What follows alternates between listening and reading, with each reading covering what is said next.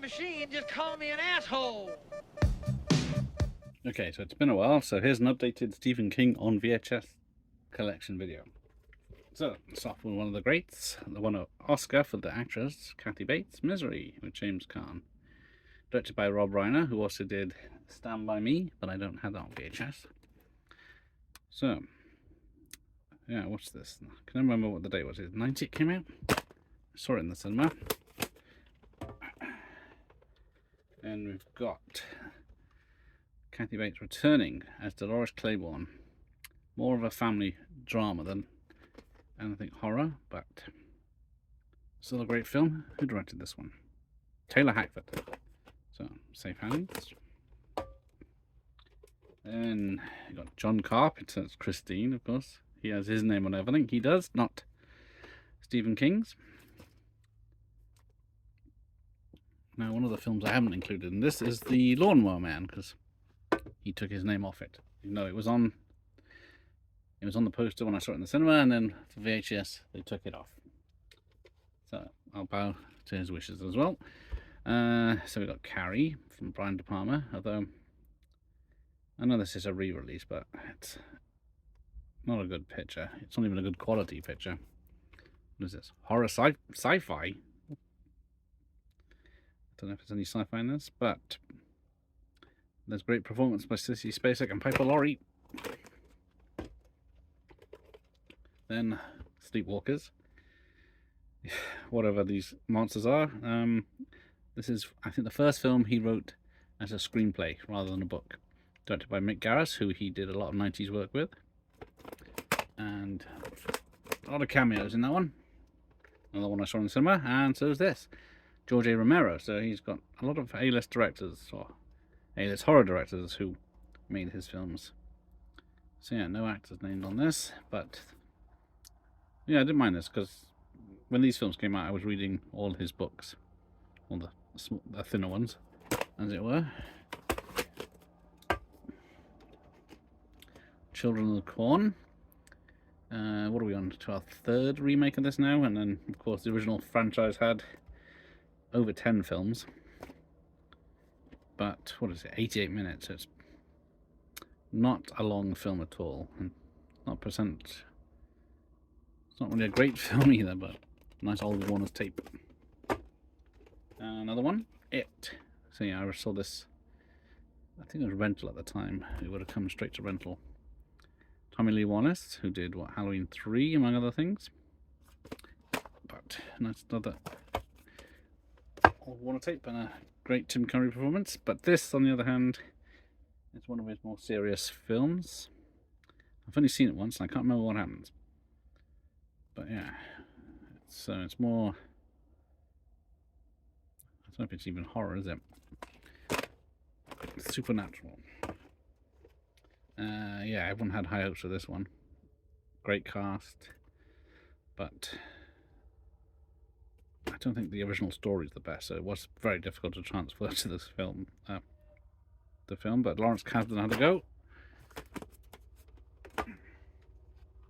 Here's another one, Thinner. I don't know if that's the best poster because it's pretty lame, but who directed this? Tom Holland from Fright Night and Psycho 2 fame, but I do enjoy that one. And helicopter doesn't. Yeah. Is this one of his biggest films? Yeah, I think this is probably one of his most profitable films, but it's not even a horror film.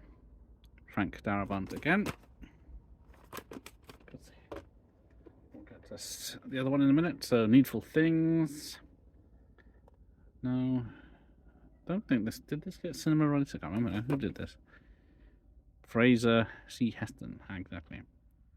But this has got Ed Harris and Bonnie Bedelia. She's came back from doing Salem's Lot. She was in... Wasn't Ed Harris in Creepshow for a minor part? Oh, speaking of which, Stephen King. Yeah, shouldn't that be Stephen King's, but never mind. Another one with a lame poster. But this another one directed by George A. Romero, and it's an anthology story. Where are we? His best work. The terrible poster again. Stephen King's Maximum Overdrive. Sensational action sequences from Halliwell's Guide is the best they could come up with for a review of this film.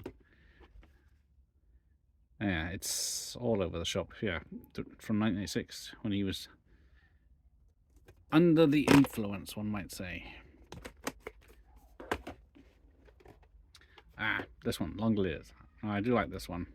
The effects are terrible, but the general story is great fun. But directed by Tom Holland again. Yeah, Fright Night's Child's Play. Exactly. From the 4 Past Midnight short stories. And we got Cujo, directed by Louis Teague. Didn't he do Alligator? But yeah, it's not one of his you can watch a lot, but it's a great film.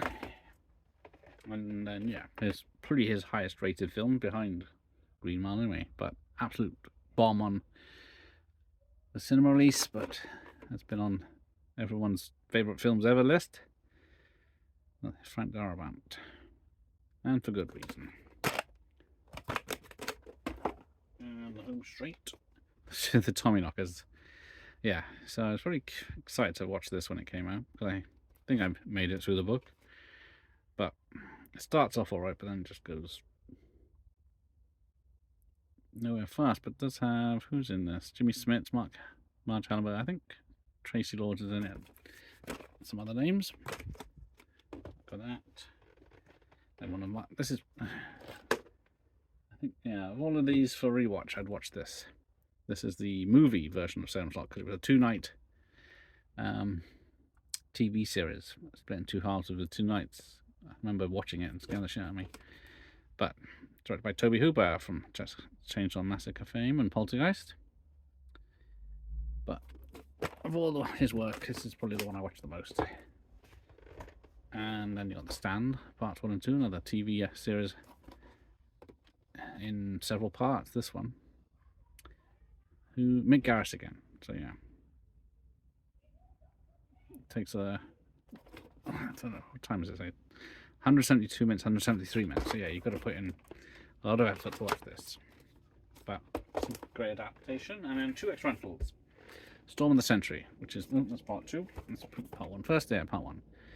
Now this is another one that all the way through it's great, but then just missing something for the ending. But I don't know they say that about all his work. Directed by Craig R. Baxley, who's mostly known for action films. Let's have a look. I can't see. Yeah, so written by Stephen King. Let's have a look inside. Yeah, it's a old. Who's the company? Video Box Office. The video store for that one.